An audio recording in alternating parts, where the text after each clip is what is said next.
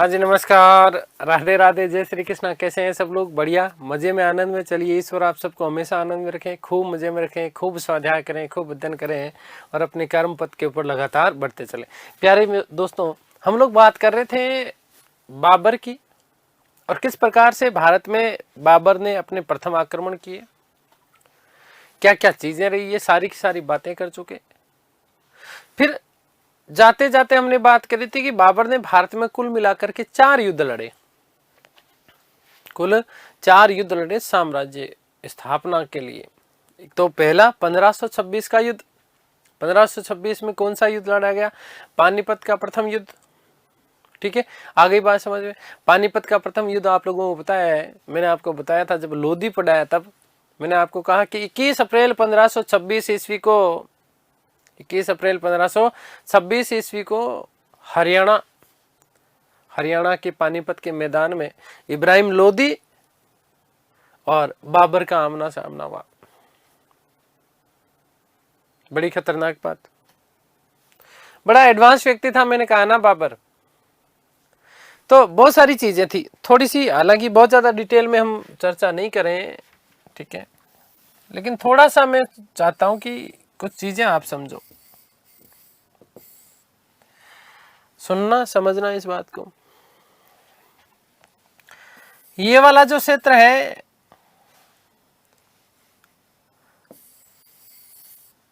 ये राजस्थान वाला क्षेत्र पूरा, इधर बाबर लगातार आक्रमण कर रहा था।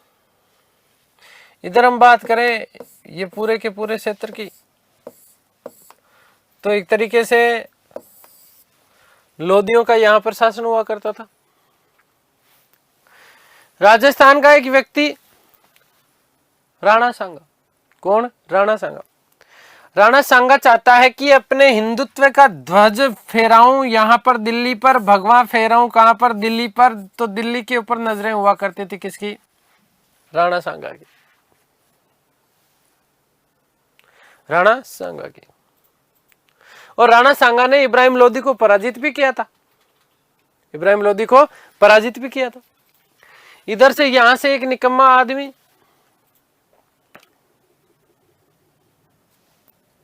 लोधी के कई विश्वासघाती यहां पर बैठे थे नजरें गड़ा करके। ठीक है, तो अब यहां से ये बाबर आता है, तो यहां पर अब बाबरनामा में एक बात उल्लेख मिलता है। बाबरनामा कहता है ऐसा, जो कि बाबर की आत्मकथा है।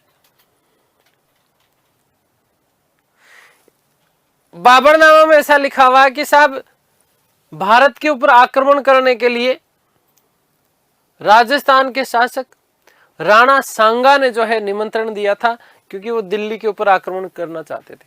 लेकिन अब इसको मुझे ये बताओ, क्या ऐसा संभव था? क्या ऐसा संभव था जब राणा सांगा स्वयं अपने आप में स्वयंभू थे, और ऐसा वीर क्षत्रिय शिरोमणि व्यक्ति जिसको देख करके जो है लोगों की रूह कांप जाती थी। हिंदुओं का भग्नावशेष कहा गया है। ठीक है, एक आंख में तीर लगी हुई, आंख फूटी हुई, हाथ कटा हुआ, पैर घायल अवस्था में, पैर कटा हुआ। ठीक है, फिर भी इसने जो है अपने प्रतिद्वंदियों को दिन में तारे दिखाई दिए। ऐसा व्यक्ति क्या बाबर से सहायता मांगेगा? नहीं मांगेगा। लेकिन ऐसा उल्लेख मिलता है कि बाबर को जो है भारत पर अब न्योता दिया आक्रमण करने के लिए। किसने? राणा सांगा ने। लेकिन ऐसा मुझे तो कहीं से भी संभव लगता नहीं है। आगे बात समझ क्लियर है? चलिए, खैर, तो पानीपत का युद्ध है ना। अब वहां पर ये सारी की सारी बातें मिलती है। कहां पर? बाबरनामा में ये सारी की सारी बातें मिलती है कि साहब, राणा सांगा के कहने पर ही जो है बाबर भारत के ऊपर आक्रमण करने के लिए आता है। और हालांकि फिर जो है बाबर ने पानीपत के युद्ध में, माफ कीजिएगा, राणा सांगा ने पानीपत के युद्ध में बाबर का सहयोग नहीं किया। बाबर का सहयोग नहीं किया, इसलिए जो है बाबर ने आक्रमण किया था किसके ऊपर? राणा सांगा के ऊपर, और खानवा का युद्ध लड़ा गया। खानवा का युद्ध लड़ा गया। तो कहीं ना कहीं इस खानवा के युद्ध की भ्रष्टता को बचाने के लिए ये इस प्रकार की किंवदंतियां लिखी गई। खैर, बात करते हैं पानीपत युद्ध की। बाबर द्वारा बाबर के युद्ध।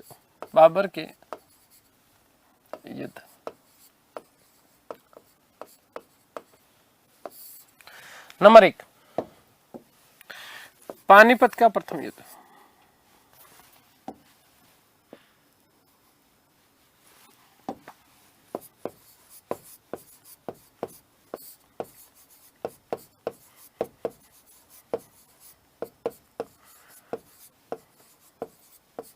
पानीपत का प्रथम युद्ध कब लड़ा गया? 21 अप्रैल 1526 को। कब?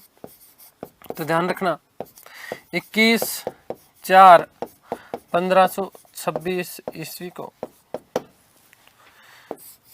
कहाँ? तो पानीपत, हरियाणा के समीप,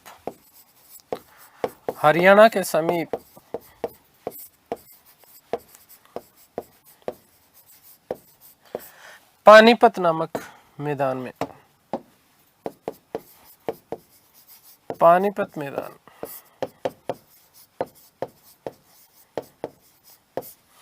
बात करें किसके मध्य?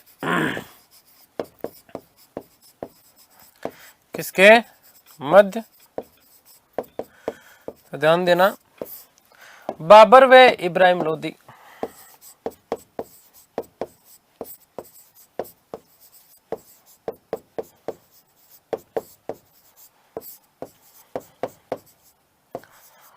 ठीक है, ध्यान देना कि बाबर ने लोदी को पराजित कर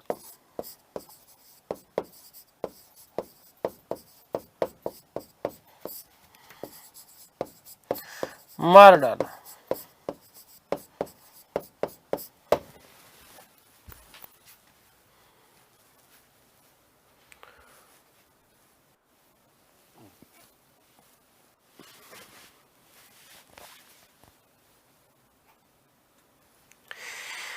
ठीक है, आ गई बात समझ में? बाबर ने लोदी को पराजित किया और पराजित करने के बाद में क्या करा? मार डाला। क्या करा? मार डाला। अब सुनो, यहां से बहुत महत्वपूर्ण बात मैं आप लोगों को बताना चाहता हूं, और क्या बात है वो, उसको भी बहुत अच्छे से ध्यान से सुनना और समझना।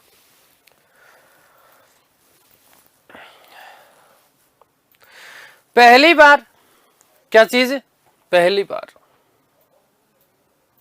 इस युद्ध में पहली बार बाबर ने तुलुगुमा युद्ध पद्धति का प्रयोग किया। पहली बार बाबर ने तुलुगुमा युद्ध पद्धति का प्रयोग किया। कौन से युद्ध में? पानीपत के प्रथम युद्ध में। किसके विरुद्ध? इब्राहिम लोदी के विरुद्ध। क्या होता है तुलुगुमा युद्ध पद्धति? तो देखिएगा, मैंने आपको कहा ना कि बाबर जो था वो थोड़ा सा एडवांस था। थोड़ा क्या, बहुत ज्यादा एडवांस था। समझना इसको।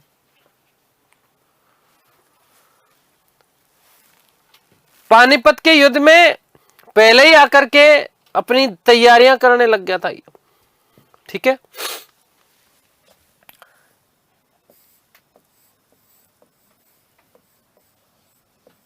ये पहाड़ियां, यहां पर पहाड़ियां और इस तरफ से पहाड़ियां। ठीक है, पहाड़ियों से घिरा हुआ मैदान चारों तरफ से। बाबर आया अपनी सेना के साथ में, बाबर आया अपनी सेना के साथ में, और आकर के सेना का एक भाग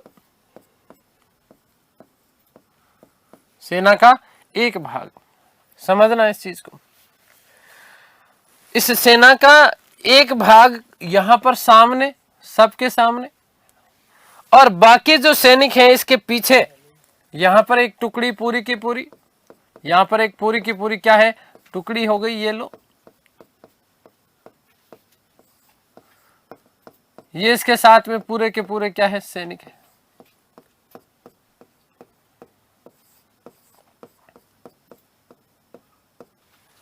ठीक है, अब यहां इस समय ऐसा कहा जाता है कि इब्राहिम लोदी के पास में लगभग 1 लाख की सेना थी।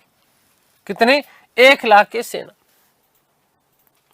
और बाबर के पास में कुल मिलाकर के जो है सैनिकों की संख्या यदि हम बात करें तो लगभग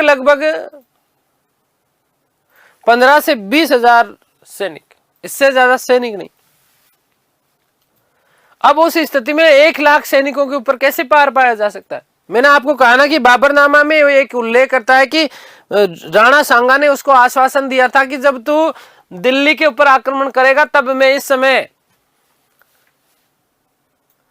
आपका सहयोग करूंगा। आगे बात समझ में क्लियर है? तो यहां पर इस प्रकार से अब ना तो सांगा आया ही नहीं सहायता करने के लिए। अब बार बार इधर उधर से कहीं घोड़े के टापू की आवाज आए और बाबर ऊपर हो के देख रहा, भाई आया क्या सांगा, आया क्या सांगा, आया क्या, आया सांगा, नहीं आया सांगा। बाबरनामा में लिखा है ऐसा, नहीं आया तो क्या करे जाए। अब इधर से इब्राहिम लोदी आना है, इधर से कौन आना है? इब्राहिम लोदी आएगा और इब्राहिम लोदी के पास में भाई साहब खतरनाक सेना है, 1 लाख की सेना लेकर के, है ना। अब 1 लाख की सैनिक यदि एक साथ टूट पड़े तो 15 से 20 हजार सैनिकों को तो एक थप्पड़ में भी मामला सेट कर सकते हैं। एक थप्पड़ में ही मामला सेट किया जा सकता है। यस और नो? किया जा सकता है ना? अरे भाई किया जा सकता है, इसमें कोई दो राय ही नहीं है ना। इस प्रकार से खतरनाक सेना थी किसके पास में? इब्राहिम लोदी के पास में। बाबर ने कहा यार अच्छा मराया राणा सांगा, बुला तो लिया लेकिन अब आया नहीं है तो हालत खराब है। कोई किसकी? बाबर की। तो बाबर ने दिमाग लगाया। बाबर, मैंने कहा था ना, बहुत एडवांस व्यक्ति था, बहुत एडवांस व्यक्ति था। ठीक है। पानीपत के पूरे मैदान का जायजा लिया और अपने एक सेना की टुकड़ी का भाग तो ये रखा। कुछ सैनिक इधर यहाँ पर, इसमें यहाँ पहाड़ियां हैं जो इन पहाड़ियों में छिपा करके बिठाए। ये वाला जो भाग था ये, ठीक है। इस प्रकार से समझ गई बात। यहां पर सैनिक छुपा करके, सैनिकों के कुछ जत्था, सैनिकों की टुकड़ियां यहां पर इन पहाड़ियों में छुपा करके बिठा दी गई और पता ही नहीं है इब्राहिम लोदी, इस चीज से पता ही नहीं है उसको। ठीक है। दूसरी चीज, यहीं पर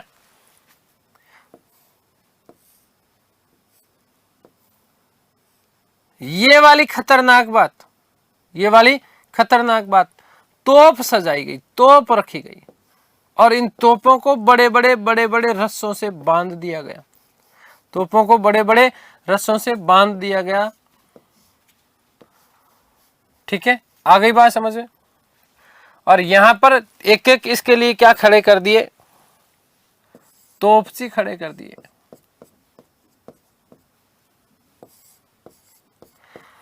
बाबर के दो प्रमुख तोपची हुआ करते थे। एक का नाम था अली कुली खां और दूसरे का नाम था उस्ताद मुस्तफा। आगे बात करेंगे। ये रस्सियों से इन तोपों को आपस में बांध दिया गया। ठीक है। और इस प्रकार से पूरी की पूरी अब तैयारी करके खड़ा है कौन? बाबर। समझना इस चीज को। इब्राहिम लोदी, ये आपका कौन है? ध्यान रखना, बाबर है, बाबर की सेना। समझना इस चीज को। आपने कभी भी ये चीज समझ नहीं पाए कि तुलुगुमा युद्ध पद्धति क्या होता है और तोप वाली पद्धति क्या होती है। समझना इस चीज को। अब यहां से जिस समय युद्ध प्रारंभ हुआ तो ये सारी की सारी रणनीति बना करके बैठा था कौन? बाबर। इस तरीके से पूरी की पूरी तैयारी के साथ में बैठा था। ठीक है। ये तोपची खड़े कर रखे इसने, है ना, तोपें लगा रखी है इसमें बढ़िया सी, और पहाड़ियों में इस प्रकार से अपने सैनिकों को इसने क्या कर रखा है? छुपा रखा है। ठीक है। आ गई बात समझ में? क्लियर है ना। ये आपका इसमें तोप में डाल दिया गोला। ठीक है। ये पूरी शिद्दत के साथ में, पूरी तैयारी के साथ में व्यक्ति खड़ा है। इसको देखना ढंग से। जैसे ही इब्राहिम लोदी की सेना ने इधर सामने से आक्रमण करने का प्रयास किया तुरंत दमादम यहां से जो है तोप के गोले बरसाए गए, तोप के गोले बरसाए गए। किसके ऊपर? इब्राहिम लोदी की सेना के ऊपर। आगे बढ़ती गई सेना, बढ़ती गई। 1 लाख की सेना कोई ऐसी खत्म हो जाएगी क्या? नहीं हुई।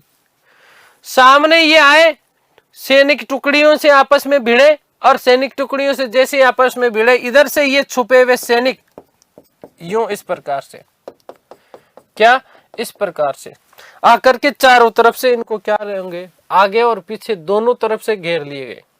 ध्यान से सुनना, देखो, आगे और पीछे दोनों तरफ से, इधर भी बाबर के सैनिक, इधर सामने तोप, बाबर के पीछे सैनिक, सेना का कुछ अगला भाग ये जैसे थकता है, ठीक है, इधर से आक्रमण होती है। कोई सी पहाड़ी से ये सैनिकों का जत्था निकल के आता है, 500 सैनिक इधर आ गए, 500 सैनिक इधर से आ गए, 500 सैनिक इधर से आ गए, और ये सब एक साथ युद्ध लड़ने में लड़े हुए। आ गई बात समझ में? तो चारों तरफ से पहाड़ियों के माध्यम से घेर करके मारने की विधि, ये विधि कहलाती है तुलुगुमा युद्ध पद्धति। क्या कहलाता है? तुलुगुमा युद्ध पद्धति कहलाता है। ध्यान रखना इस चीज को। और इसी तुलुगुमा युद्ध पद्धति का प्रयोग बाबर ने पानीपत के प्रथम युद्ध में किया। और साथ ही साथ ध्यान रखना, साथ ही साथ क्या? तोप सजाई गई। क्या सजाई गई है?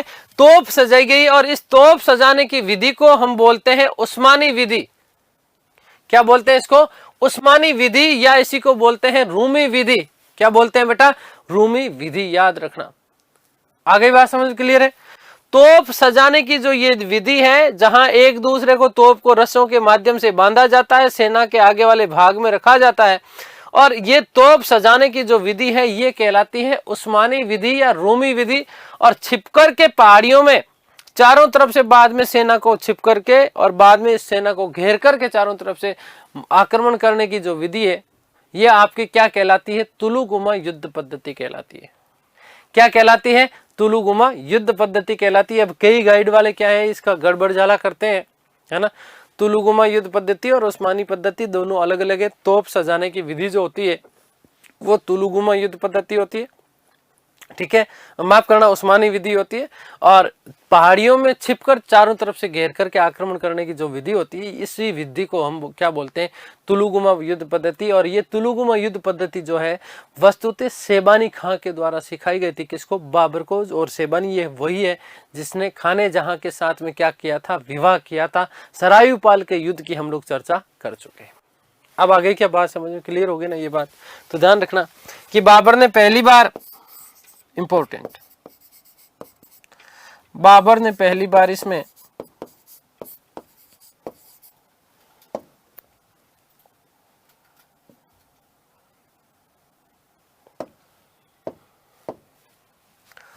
पहली बार तुलुगुमा युद्ध पद्धति का प्रयोग किया। युद्ध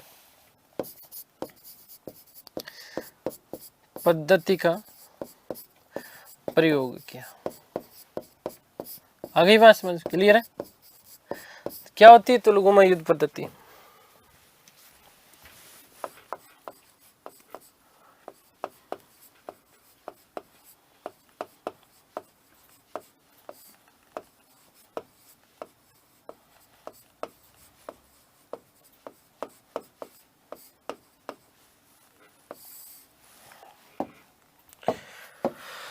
तो ध्यान रखना, पहाड़ियों में छिप करके चारों तरफ से घेर करके आक्रमण करने की विधि, सेना का एक टुकड़ा भाग जो पहाड़ियों में छुपा हुआ होता है, ठीक है ना, अलग अलग पहाड़ियों में, और जब बीच में आ जाते हैं सैनिक तो चारों तरफ से घेर लेते हैं। सामने भी उसके सैनिक और पीछे भी, अपने दोनों आगे और पीछे दोनों तरफ से काटना प्रारंभ करते हैं। यही चीज क्या कहलाती है? तुलुगुमा युद्ध पद्धति कहलाती है, ठीक है। तो पहाड़ियों में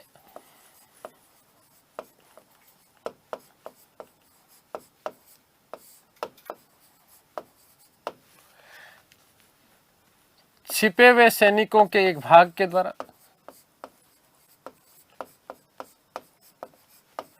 सैनिक टुकड़ियों के द्वारा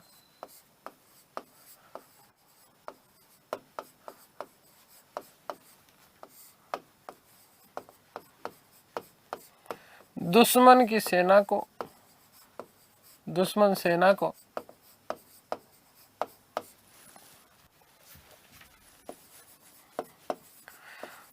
चारों तरफ से घेर कर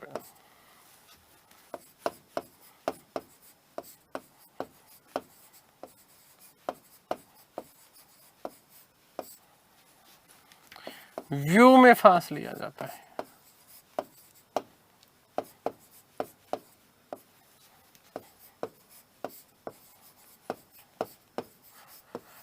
युद्ध करना क्या कहलाता है आपका? तुलुगुमा युद्ध पद्धति कहलाता है। आगे बात समझ क्लियर है कोई ना? बात चारों तरफ से घेर लेते थे, ये विधि थी एक, ठीक है। दूसरा उस्मानी विधि।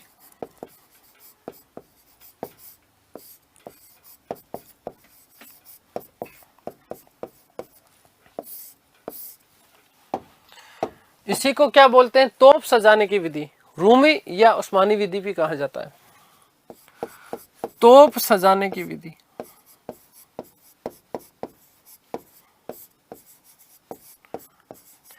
देखो, पहली बार तोप खाने का प्रयोग बेरा के युद्ध में, पहली बार तुलुगुमा युद्ध पद्धति का प्रयोग पानीपत के युद्ध में, ठीक है। दोनों अलग अलग है, ध्यान रखना। अब कई लोगों ने इसको मिक्स करने का प्रयास करते हैं, दोनों अलग अलग है बेटा। पहली बार तोपखाना का प्रयोग पंजाब भेरा वाले आक्रमण में, पहली बार तुलुगुमा युद्ध पद्धति प्लस तोपखाने का प्रयोग पानीपत। दोनों साथ चीजें एक साथ कब हुई है? पानीपत के युद्ध में। इसे रूमी विधि भी कहा जाता है।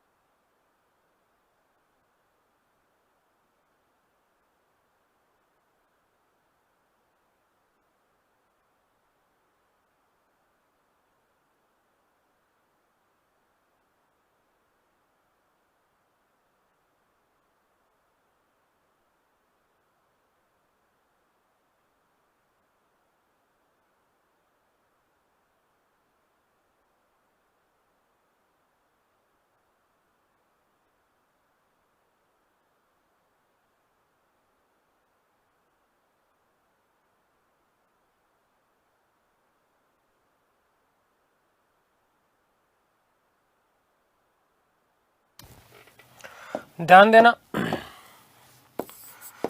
कि बाबर के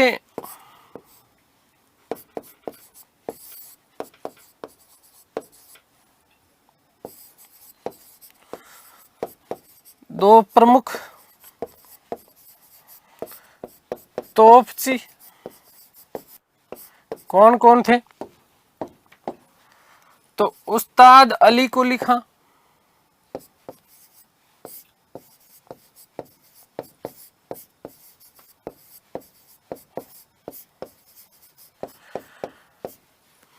तुर्क मूल का था, ध्यान रखना। और ये तोप खाने का अध्यक्ष था, तोप खाने का अध्यक्ष भी था, ध्यान रखना। इसके अलावा मुस्तफा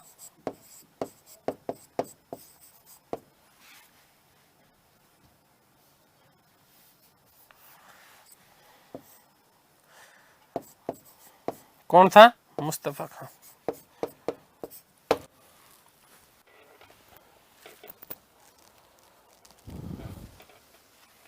ठीक है, आगे बात समझ। ये दोनों विधियां याद रखना आप। कौन कौन सी? एक तो देखो बता दिया तुलुगुमा युद्ध पद्धति, ठीक है ना। मतलब एक तरीके से सैनिक टुकड़ियों के द्वारा चारों तरफ से घेर करके, है ना, पीछे की तरफ से आक्रमण कर लिया जाता है। आगे का सेना का भाग वैसे ही होता है। तो एक व्यू की रचना होती है, ठीक है।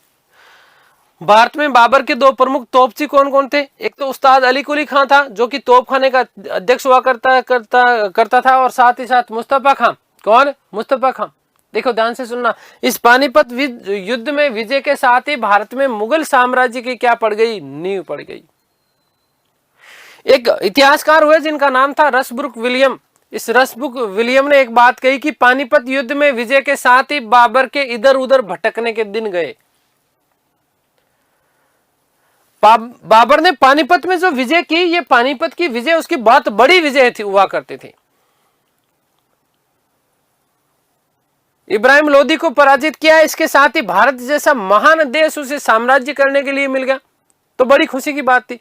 तो इसी देखो, इब्राहिम लोदी को पराजित करने के खुशी में एक तो पानीपत की संभल मस्जिद का निर्माण करवाया उसने। पानीपत की संभल मस्जिद का निर्माण इब्राहिम लोदी को पराजित करने के खुशी में करवाया। दूसरी चीज, पानीपत विजय के बाद में अब जो है बाबर कहां पर जाता है, काबुल जाता है, और काबुल जाने के बाद में वहां पर विजय उत्सव मनाता है। काबुल के प्रत्येक निवासी को उसने चांदी का एक एक सिक्का दिया, और इसी कारण से बाबर को कलंदर कहा जाता है। बाबर को क्या कहा जाता है? कलंदर कहा जाता है। इस बात की ध्यान रखिएगा, ठीक है। तो पानीपत विजय के साथ ही भारत में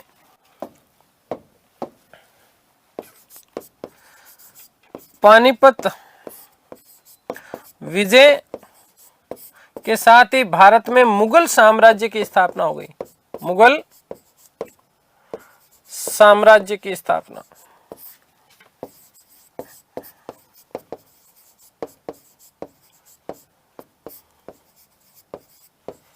दूसरा कि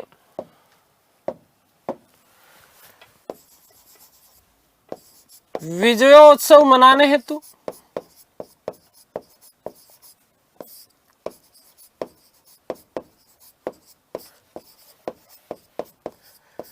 बाबर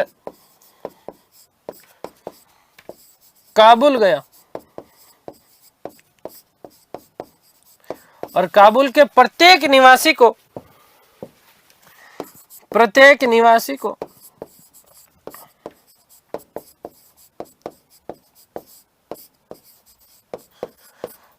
चांदी का एक सिक्का,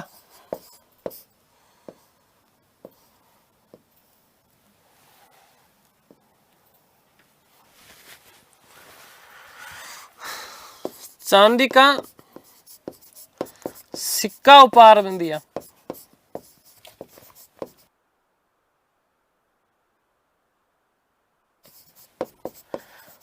और इसी दानवीरता के कारण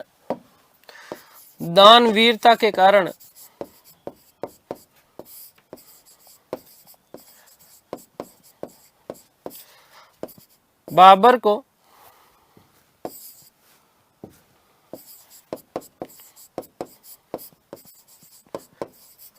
कलंदर कहा जाता है।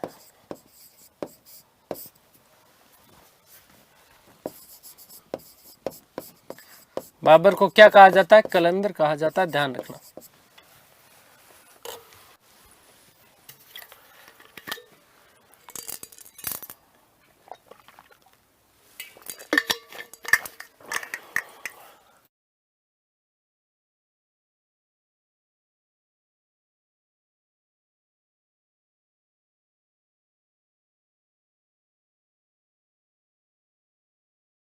यही बात समझ में। तो इस प्रकार से मुगल साम्राज्य जाता है कौन? बाबर, पानीपत प्रथम विजय के बाद में, और वहां जाकर के वहां के प्रत्येक निवासी को एक एक चांदी का सिक्का वो क्या देता है? दान में देता है। और इसी कारण उसको क्या कहा जाता है? कलंदर की उपाधि दी गई थी, ध्यान रखना ये बात।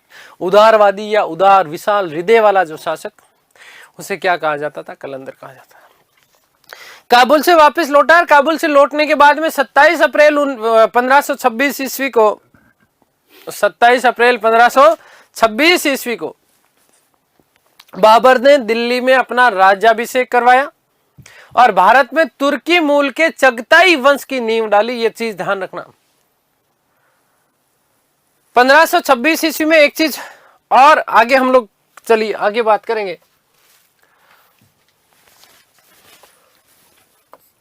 कि काबुल से लौटकर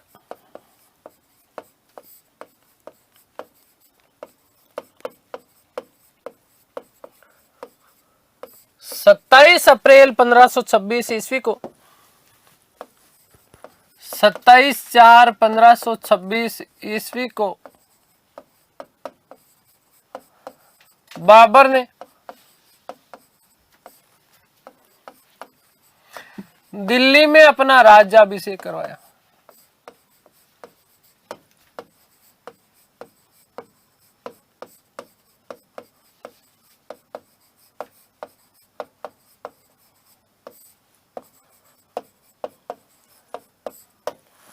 दिल्ली में अपना क्या करवाया? राज्याभिषेक करवाया 1526 ईस्वी में। देखो एक चीज और बता रहा हूं मैं आपको कि ग्वालियर के एक शासक थे जिनका नाम था विक्रमजीत सिंह। क्या नाम था? विक्रमजीत सिंह। इस विक्रमजीत सिंह को जो है पराजित किया था। अब कुछ इतिहासकार कहते हैं कि इस विक्रमजीत सिंह ने वस्तुतः किसके साथ में? लोधी के साथ में युद्ध लड़ा था। किसके विरुद्ध? बाबर के विरुद्ध।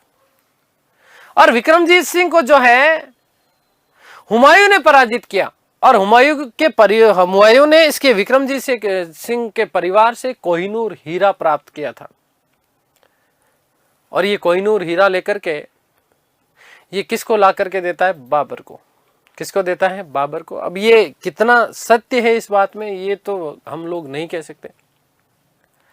तो पानीपत युद्ध का असर ये हुआ भारत में, एक तो ध्यान रखना कि लोधी वंश का पतन हो गया है और मुगलों का उदय हुआ, और साथ ही साथ भारतीय व मुगल शैली का क्या हुआ? एक तरीके से समन्वय हुआ।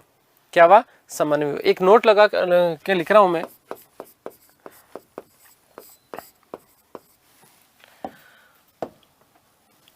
कि 1526 ईस्वी में ही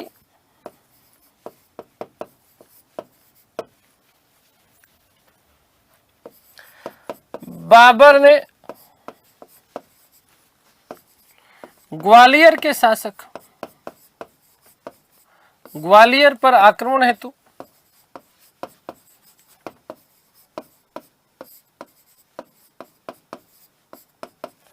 हुमायूं को भेजा।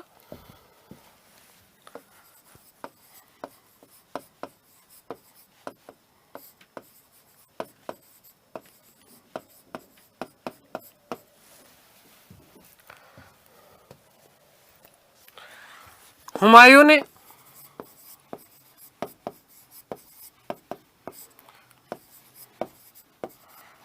ग्वालियर राजा, ग्वालियर एमपी मध्य प्रदेश, विक्रमजीत सिंह को पराजित किया।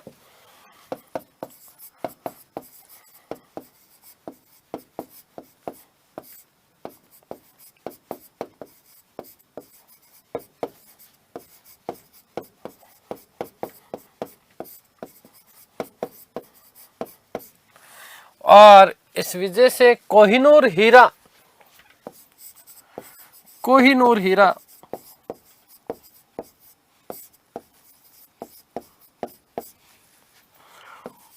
हुमायूं को मिला।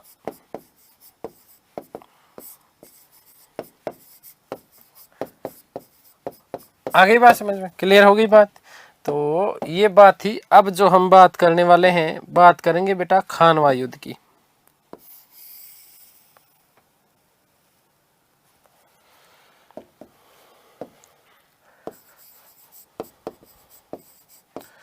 खानवा का युद्ध नंबर 2।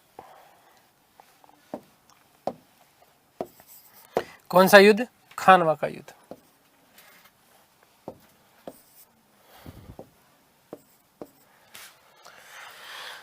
खानवा युद्ध का कारण क्या था? एक तो मैंने आपको बताया कि बाबरनामा में ऐसा बाबर स्वयं उल्लेख करता है कि राणा सांगा ने उसको भारत पर आक्रमण करने के लिए बुलाया था। अब वस्तुतः यहां पर 2 3 4 चीजें मिलती है, आगे बात करेंगे, मैं नोट लगा के लिखूंगा। एक तो इब्राहिम लोदी का चाचा था आलम खां लोदी, कहानी है बड़ी, थोड़ी आगे बात करेंगे। खैर ध्यान से सुनना कि बाबर ऐसा कहता है कि उसने पानीपत के युद्ध में बाबर को उसने सहयोग नहीं दिया था क्योंकि उसने खुद ने बाबर को न्योता देकर के बुलाया। और दूसरी चीज, पानीपत के युद्ध में जब उसे विजय मिल गई तो बाबर को उसने बादशाह स्वीकार करने से मना कर दिया कि मैं तेरे को बादशाह नहीं मानूंगा। और तीसरा कारण क्या कि राणा सांगा स्वयं दिल्ली के ऊपर हिंदू साम्राज्य की नींव रखना चाहता था। हिंदू साम्राज्य की क्या रखना चाहता था? नींव रखना चाहता था। अब दो महाशक्तियां लड़ने वाली है, क्योंकि यहां पर बाबर ने भी अपनी शक्ति का उत्थान कर लिया, ठीक है। और दूसरा वो तो है ही वीर शिरोमणि, ठीक है। कारण क्या है?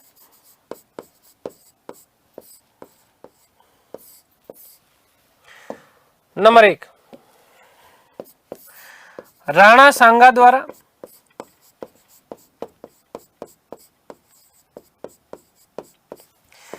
पानीपत के युद्ध में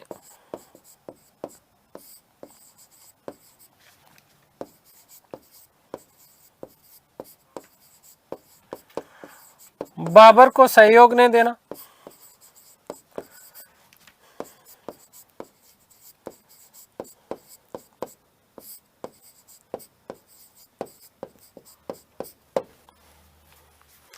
नंबर 2, बाबर को बादशाह स्वीकार नहीं करना।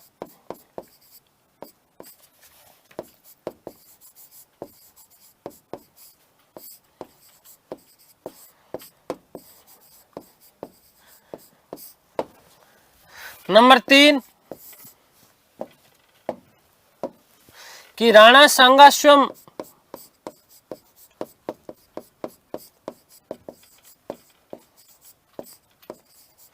दिल्ली पर अधिकार करना चाहते थे।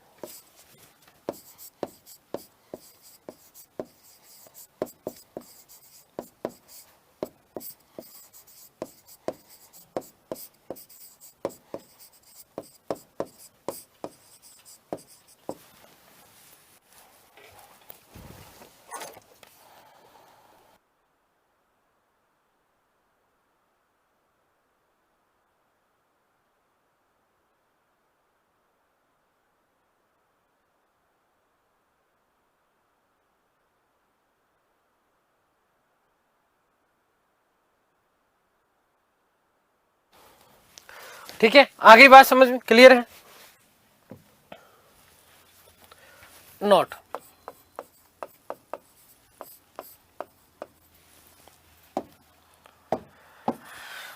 अब मैं वो बात लिख रहा हूं कि बाबरनामा के अनुसार, किसके अनुसार? बाबरनामा के अनुसार राणा सांगा ने बाबर को भारत पर आक्रमण करने का न्योता दिया, परंतु ध्यान रखना ये बात सत्य नहीं है, ये बात सच नहीं है, उसके पीछे कारण है, उसको समझो।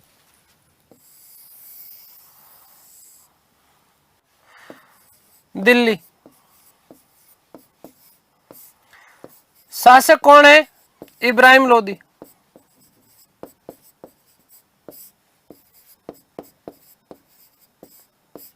समझना इस चीज को। आगरा, इस इब्राहिम लोदी का एक चाचा था, इब्राहिम लोदी का चाचा, जिसका नाम था दिल का आलम। क्या बताऊं तुम्हें? आलम खान लोदी। इस आलम का मैं कह रहा हूं ना, दिल खराब हो रखा था। आलम खान लोदी क्या चाहता है? दिल्ली का शासक बनना चाहता है, दिल्ली का शासक बनना चाहता था।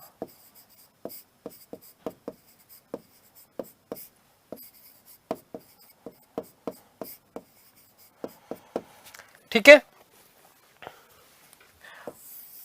पंजाब, और पंजाब का एक सूबेदार है,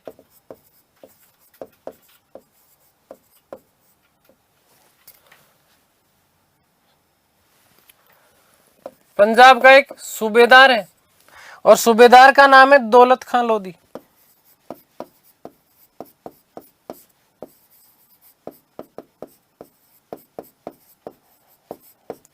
क्या करना चाहता है? दिल्ली के ऊपर शासन करना चाहता है,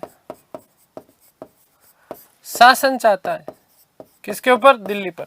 इसके पीछे कारण क्या था? इस इब्राहिम लोदी ने दौलत खां लोदी के बेटे के साथ में क्रूर अपमान किया। बेटे के साथ इब्राहिम लोदी ने, इब्राहिम ने दौलत के बेटे के साथ क्रूर अत्याचार किया और अत्याचार के साथ साथ इसका क्या किया? अपमान किया। आलम खां लोदी ये ऐसा सोचता था कि मैं इब्राहिम लोदी से ज्यादा सक्षम हूं और मेरा भतीजा होकर के दिल्ली का सुल्तान बन के बैठा है, इसकी क्या औकात है मेरे सामने। इधर दौलत खां लोदी ये भी समझ गए कैसा व्यक्ति है। अब ये भी चाहता है कि दिल्ली के ऊपर अधिकार कर लूं। आलम खां लोदी ये भी चाहता है कि दिल्ली के ऊपर अधिकार कर लूं। ठीक है, अब सुनना, इसको समझना। तो इब्राहिम लोदी को जब पता चला आगरा के आलम खां लोदी के बारे में कि चाचा सही नहीं है, वो चाहता नहीं है कि मैं यहां पर शासन करूं, तो इसने इस इब्राहिम लोदी को, आलम खां लोदी को कहां भेज दिया? पंजाब भेज दिया। अब देखो ये इसकी दुर्भाग्य की बात थी ये कि पहले तो एक ही दुश्मन था, पहले तो एक दुश्मन था, अब दो दुश्मन एक साथ हो गए, दो दुश्मन एक साथ हो गए। ठीक है, आगे बात समझ। अब हालांकि ये बात इब्राहिम को ये नहीं पता था कि दौलत खां लोदी भी उससे खार खा के बैठा है और आलम खां लोदी भी उससे खार खा करके बैठा है। ठीक है, आगे बात समझ में क्लियर है। आलम को ये नहीं पता कि दौलत खां लोदी इब्राहिम लोदी का क्या है? दुश्मन है। लेकिन आलम खां लोदी को यहां से हटा करके आगरा भेज दिया गया, माफ करना, आगरा से हटा करके कहां भेज दिया गया? पंजाब भेज दिया गया। कहां भेज दिया गया? पंजाब भेज दिया गया। तो दो दुश्मन एक साथ हो गए। अब शाम की बात है, आपको पता है 8 PM नो CM। ठीक है, बात कब की है? शाम की है। शाम के समय दोनों दुश्मन बोले तो कौन? दौलत खां लोदी और सामने कौन? आलम खां लोदी, जो कि इसका चाचा था। किसका? दौलत का। किसका? दौलत का। बढ़िया सी टेबल लगा रखी थी, शाम का समय था और भाई साहब इस टेबल के ऊपर, इस टेबल के ऊपर बड़ा सा क्या रखा हुआ था?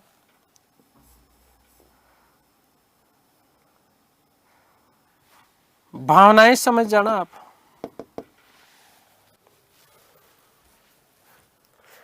समझ गए क्या मामला? ठीक है, दोनों ने दो दो पैक पिए। दो दो पैक पीने के बाद में धीरे से इसके दिमाग से निकला, किसके दिमाग से? तीर। दौलत खां लोदी के दिमाग से निकली बात क्या? कि यार आपका जो भतीजा है ना, वो कैसे है? तो ठीक ठाक ही है, क्या ज्यादा बढ़िया नहीं है। कील मारा एक। तो तुरंत प्रभाव से इसने कहा, किसने? आलम खाई का भतीजा, वो जो शासक तो मुझे बनना चाहिए वहां का, लेकिन अब दुर्भाग्य से वो बन करके बैठा है। तो दोनों दुश्मन एक हो गए। दुश्मन एक हो गए तो यार मेरे भी उससे दुश्मन, ये ऐसा करेंगे, आप तो दिल्ली के क्या बन जाना? सुल्तान बन जाना। इसका पत्ता अपन कर देते साफ। आप दिल्ली के सुल्तान बन जाना और आधा साम्राज्य मुझे दे देना, इससे ज्यादा मुझे कुछ नहीं चाहिए। ठीक है, लेकिन यार पीते पीते ये बात करा कि चल ठीक है भाई इब्राहिम, बात तो तेरी सही है, तू मुझे ये बता दौलत। आलम कहता है, दौलत तू मुझे ये बता कि तेरे पास सैनिक कितने हैं? कि सैनिक तो यार मेरे पास 5000 है। कितने हैं? 5000। तो फिर ये दौलत कहता है कि आलम तू बता तेरे पास कितने सैनिक है? कि मेरे पास भी लगभग 5 से 7 हजार सैनिक है। कितने? 5 से 7 हजार सैनिक है। तेरे बाप इब्राहिम लोदी के पास में 1 लाख की सेना है। कितने है? 1 लाख की सेना है और मार मार के जमुरा बना देगी। फालतू की बकवास मत करे। उतर गई दोनों की। आ गई बात समझ? क्लियर हो गई? अब क्या करें कि यार उधर राजस्थान में एक व्यक्ति है राणा सांगा, वो सहायता कर सकता है। तो उसने कहा देख राजपूत है, भिगा भिगा के मारेंगे, ठीक है ना, छाप के दे के मारेंगे, ठीक है ना, हालत खराब कर देंगे, उसके पास तो जाना ही नहीं। उसकी औकात तो वैसे भी इतनी है खुद की कि वो चाहे तो खुद अकेला दिल्ली के ऊपर क्या कर सकता है, आक्रमण करके और दिल्ली को जीत सकता है। तो क्या कह रहे, एक उधर से एक लुटेरा आता है। कौन आता है, लुटेरा आता है। और लुटेरा कौन है, बाबर आता है कि छोटी मोटी लूट वूट करके गया था, वो भेरा में करके गया है ना, पेशावर में करके गया, मुल्तान में करके गया, जो है दीपालपुर में करके गया बाबर। कौन, बाबर के उससे सांठगांठ करो तो ऐसा देखो, सुनो, ये इन दोनों लोगों ने वस्तुतः मूल रूप से कौन, एक तो दौलत खां लोधी ने, किसने, दौलत खां लोधी ने और आलम खां लोधी ने मिलकर के न्योता दिया था किसको, बाबर को, भारत के ऊपर आक्रमण करने के लिए। और ऐसा कहा जाता है कि जब पानीपत का प्रथम युद्ध लड़ा गया तो इस युद्ध में आलम खां लोधी और दौलत खां लोधी जो कि पंजाब का सूबेदार हुआ करता था, ठीक है ना, इन दोनों की संयुक्त सेना भी बाबर की सेना के साथ में थे, इसलिए कुल मिलाकर के 20,000 सैनिक हुए थे। आगे बात समझ क्लियर है। तो बाबरनामा के अनुसार जो बातें लिखी गई है वो यथार्थ रूप में क्या है, गलत है।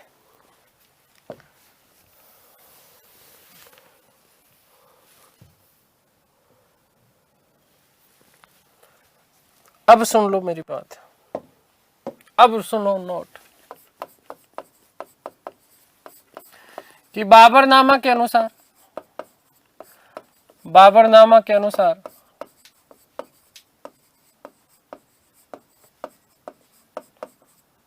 बाबरनामा के अनुसार राणा सांगा ने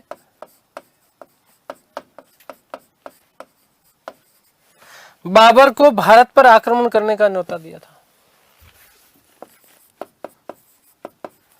बाबर को भारत पर आक्रमण करने का न्योता दिया।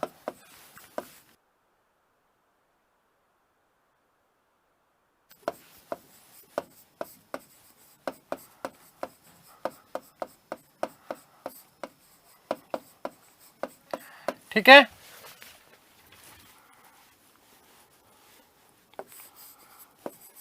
परंतु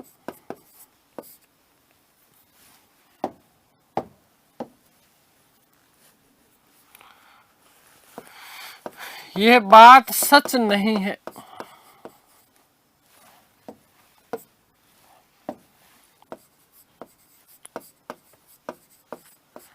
क्योंकि बाबर को इब्राहिम लोदी के चाचा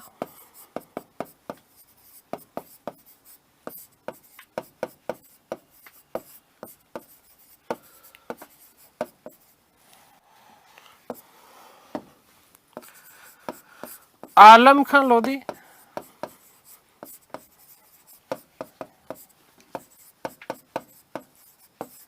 व पंजाब के सूबेदार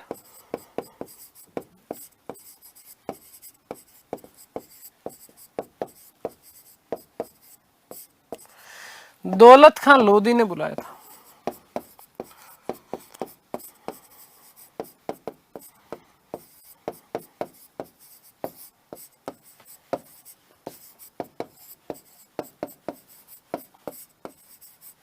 ठीक है, आगे बात समझे। तो ये खतरनाक वाला नोट था, इस बात को आप लोग ध्यान रखना। आगे बात समझ क्लियर है। ठीक है, तो अब युद्ध होना है किसके बीच में, बाबर और राणा सांगा के मध्य। बाबर और राणा सांगा के मध्य कौन सा युद्ध लड़ा जाएगा, खानवा का युद्ध। देखो मैंने खानवा युद्ध के कारण बता दिए, ठीक है ना। राणा सांगा के द्वारा पानीपत के युद्ध में बाबर का सहयोग नहीं देना, बाबर को बादशाह स्वीकार नहीं करना, राणा सांगा स्वयं जो है दिल्ली के ऊपर क्या चाहते थे, अधिकार करना चाहते थे। और अब यहाँ पर चूंकि बाबर ने साम्राज्य स्थापित कर दिया दिल्ली में, ठीक है, अब ये राजस्थान जीके की दृष्टि से तो आपका महत्वपूर्ण है, ठीक है, लेकिन इंडिया हिस्ट्री में इतना हम लोग डिटेल में नहीं पढ़ेंगे, लेकिन फिर भी थोड़ी थोड़ी कुछ चीजें बता देता हूँ कि राणा सांगा ने इस युद्ध की विजय के लिए पाती पेरवन नामक प्रथा अपनाई थी और इस नीति के तहत समस्त राजाओं को एकत्रित किया था। जैसे बात करें तो चंदेरी से आए थे मेदिनी राय, मेवात से हसन खां मेवाती और बाद में सलदी तंवर। ये सलदी तंवर ने लास्ट समय में राणा सांगा को धोखा दिया था और धोखा देने के बाद में वो जो है बाबर के पक्ष में हो गया था। आमेर से एक व्यक्ति आए थे जिनका नाम था पृथ्वीराज कछवाए। क्या नाम था? पृथ्वीराज कछवाए। याद रखना, सांगा जब घायल हुए इस युद्ध में तो उन्हें कालपी पहुंचाया था। मारवाड़ से राव गंगा के पुत्र मालदेव। बीकानेर के शासक शामिल हुए थे जिनका नाम था कल्याणमल। सादड़ी के झाला अज्जा। मोस्ट इंपोर्टेंट प्रश्न बनता है झाला अज्जा से, राजस्थान जीके के दृष्टिकोण से, क्योंकि ये वही झाला अज्जा जिन्होंने खानवा के युद्ध में जब राणा सांगा घायल हुए तो घायल होने के बाद में राणा सांगा का छत्र जो है उन्होंने धारण किया। ध्यान रखना, आमेर के पृथ्वीराज कछवा ने सांगा को कालपी पहुंचाया था घायल होने के बाद, और जबकि सादड़ी के झाला अज्जा ने सांगा के घायल होने के बाद में राजकीय छत्र अपने जो है सिर पर धारण किया था, ताकि दुश्मनों को पता नहीं चले कि सांगा घायल हो चुके हैं युद्ध में और उन्हें यहां से बाहर पहुंचा दिया गया है। आगे बात समझ में क्लियर है ना? तो ये बात ध्यान रखना। सिरोही के एक शासक थे जिसका नाम था अखेराज। ईडर गुजरात से व्यक्ति आए थे भारमल। अफगान से इब्राहिम लोदी का भाई महमूद लोदी। ठीक है, महमूद लोदी इब्राहिम लोदी का भाई था जो कि अफगानिस्तान से आया था खानवा के युद्ध में लड़ने के लिए। इन समस्त राजाओं ने राणा सांगा का सहयोग किया था। कौन से युद्ध में? खानवा के युद्ध में। ये दुर्भाग्य से जो है खानवा का युद्ध पराजित हो गए थे। राणा सांगा की ओर से गुजरात के ब्राह्मण भी शामिल हुए थे वस्तुतः इस युद्ध में। ये चीज भी आप लोग विशेष रूप से ध्यान रखना, ठीक है ना? तो ध्यान देना कि इतने सारे लोग होने के बावजूद भी जो है राणा सांगा इस युद्ध में क्या हो गए थे? पराजित हो गए थे। खानवा का युद्ध की हम लोग बात कर लेते हैं। देखिएगा, खानवा के युद्ध की हम बात करें तो खानवा कहां पर है? खानवा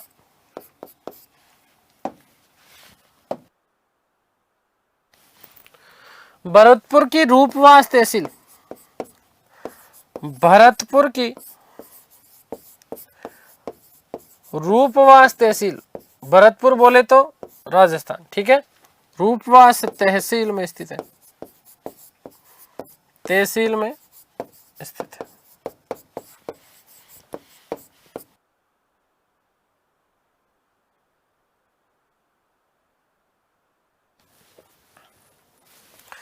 कब लड़ा गया?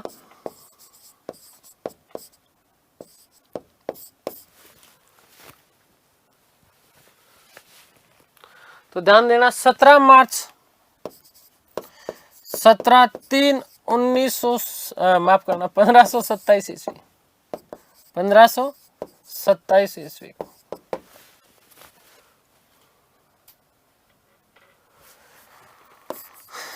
राणा सांगा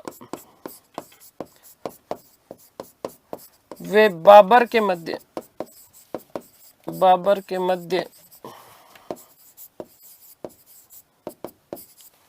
ध्यान देना, बाबर विजय रहा, बाबर विजय रहा।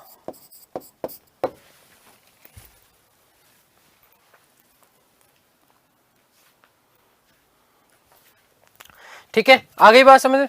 तो युद्ध में जीता कौन? बाबर। कौन जीता? इस युद्ध में बाबर ने तोप और गोले और बारूद बंदूक का सबसे ज्यादा प्रयोग किया था।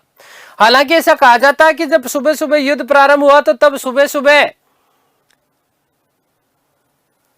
प्रथम जो पक्ष था, इस प्रथम पारी में जो है राणा सांगा की सेना टूट पड़ी। किसके ऊपर? मुगलों की सेना के ऊपर, और नानी याद दिला दी, छक्के छुड़ा दिए इनके। लेकिन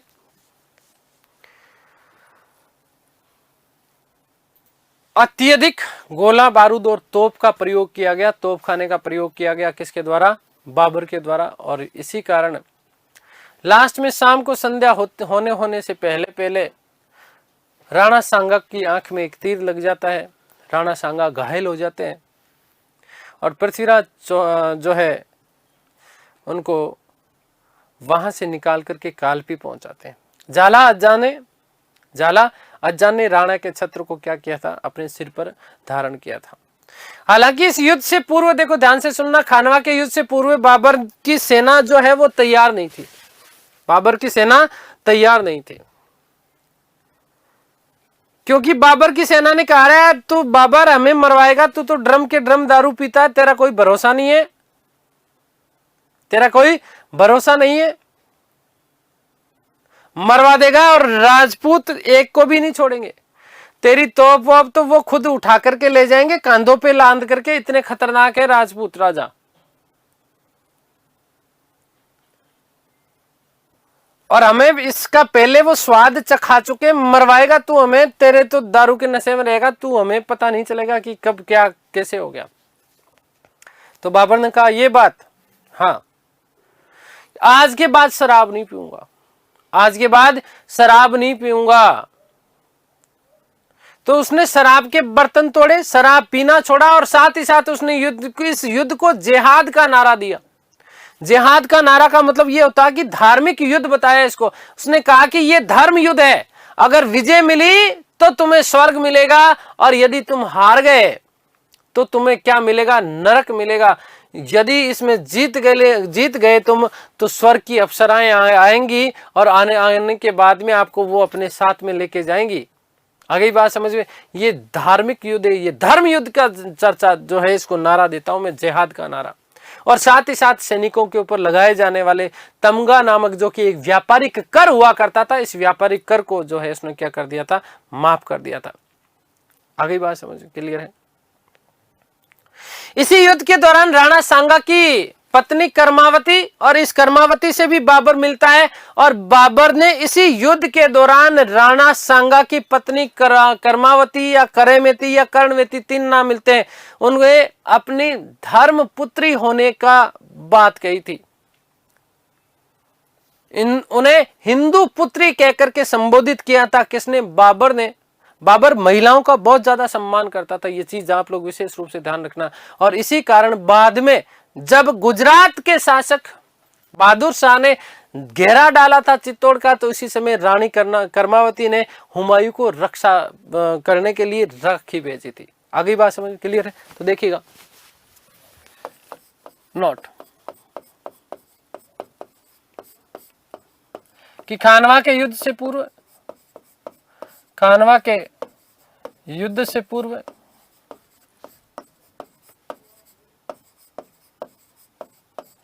बाबर ने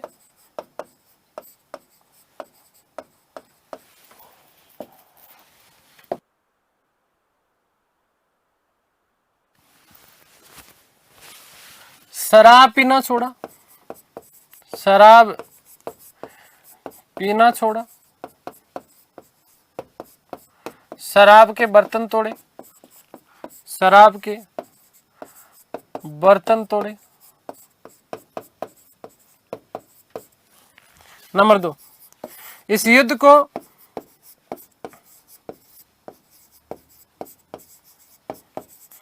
जिहाद अर्थात धर्म युद्ध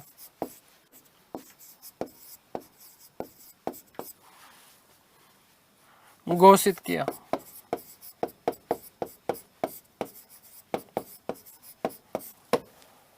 नंबर 3,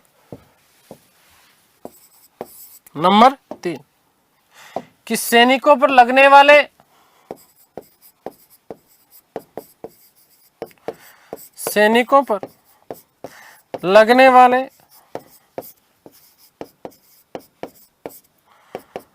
तमगा कर। क्या होता है तमगा कर, ध्यान रखना, व्यापारिक कर था। व्यापारिक कर को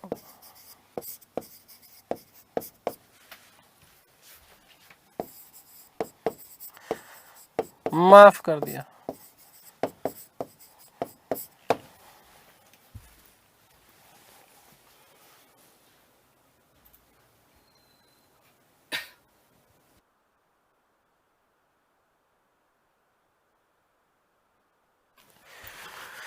मोस्ट इंपॉर्टेंट बात कि युद्ध विजय के बाद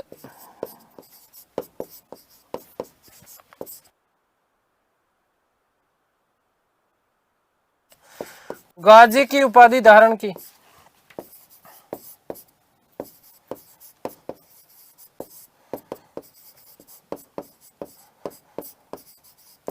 कौन सी उपाधि धारण की थी? गाजी की। ध्यान रखना, आगे बात समझ में क्लियर है ना।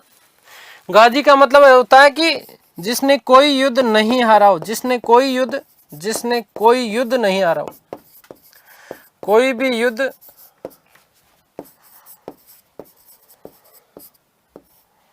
हारा नहीं हो, हारा नहीं हो। ठीक है, मोस्ट इंपोर्टेंट बात नोट कि युद्ध के दौरान रानी कर्मावती से मिला।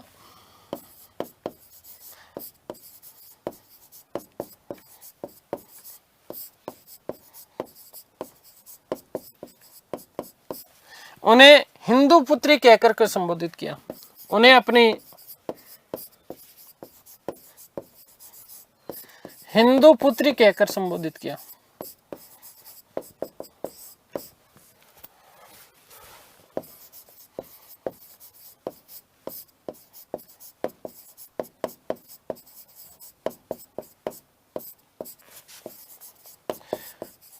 क्या कहा? हिंदू पुत्री कहकर के क्या कहलाता है, उसने संबोधित किया था। क्योंकि महमूद लोदी इब्राहिम लोदी का भाई था। ठीक है, इब्राहिम लोदी का क्या था? भाई था। और वस्तुतः ये भी बाबर की सत्ता को स्वीकार नहीं करता था, परंतु पानीपत के युद्ध में जैसे ही युद्ध में हार मिली तो उसने भी बाबर को जो है दिल्ली का बादशाह स्वीकार कर लिया था, बादशाह स्वीकार कर लिया था। आगे बात समझ क्लियर है? तो ये सारी की सारी बातें हम लोगों ने कर ली, बहुत डिटेल से अब मैंने आपको पढ़ा दिया। अगली वाली क्लासों में थोड़ा अभी इनको बहुत तेजी के साथ में हम लोग कवर करेंगे। उम्मीद करता हूँ सारी चीज़ें आप लोगों को समझ में आई होगी। ईश्वर से प्रार्थना करता हूँ कि आप सब स्वस्थ रहें, मस्त रहें, तंदुरुस्त, आह्लादित और प्रसन्नचित रहें। सृष्टि की संपूर्ण खुशियाँ आपको और आपके परिवार को मिले। मिलते हैं अगली कक्षा में, तब तक के लिए सभी को धन्यवाद, नमस्कार, थैंक यू सो मच।